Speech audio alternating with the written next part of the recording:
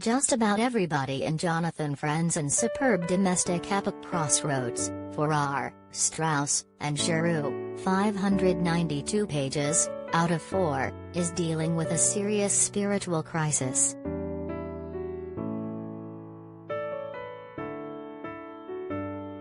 Russ, a pastor in the Chicago suburbs, feels his faith evaporating as he pursues a widowed member of his flock. His wife, Marian, feels old unspoken traumas resurfacing. Their eldest son, Clem, has given up his Vietnam War student deferment in a rash fit of moral recalibration. The novel is set in 1971 and 1972. His brother Perry is drifting into drug abuse for want of a religious center. By contrast, their teenage sister, Becky, discovers pot and finds God.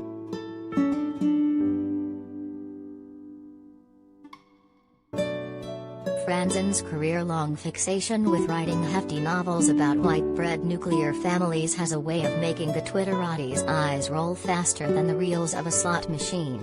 To critics, he's an anachronism, a chronicler of tried paternalism and a faded middle-class social order.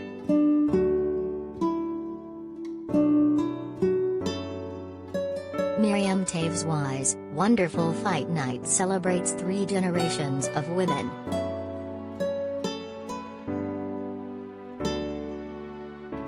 But in prior novels The Corrections and Freedom, Franzen took an ironic approach to Midwestern suburbia. The unearned self-assurance that resides there isn't, for him, a reason to neglect it. Rather, its hypocrisies are as meaningful literary fodder as a war zone or climate change. So rather than a familiar trope, Crossroads is a hefty experiment. How far can you get exploring American ordinariness with a Tolstoyan depth?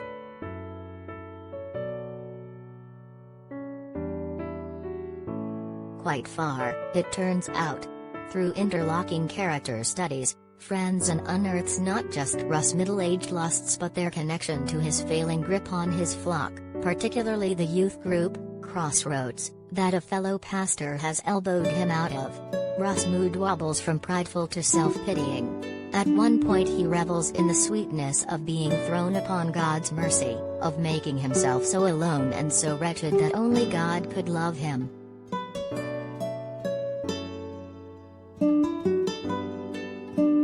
The other family members similarly use religion to either rationalize their actions or make themselves abject. Franzen explores this struggle through Marian, whose life before Russ involved a self-destructive pursuit of a married man, and Perry, whose intellect seems destined to doom him.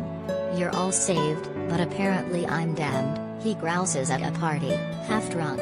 "Do you think I enjoy being damned?" His existential bleating is teenage drama for sure, but Franzen wants to point out its seriousness, too. Perry is legitimately desperate, yet stuck in a society that wants to hush him up for expressing despair.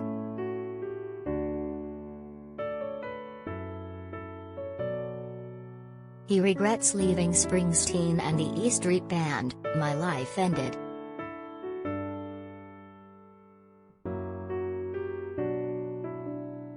A church, it's clear in Crossroads, is no place for spiritual solace.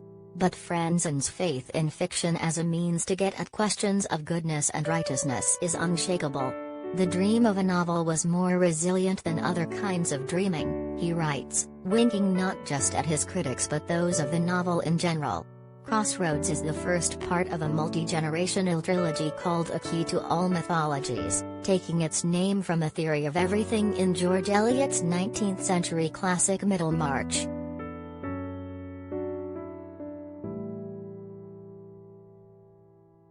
Maybe the project will fall short, just as his characters' spiritual efforts often do.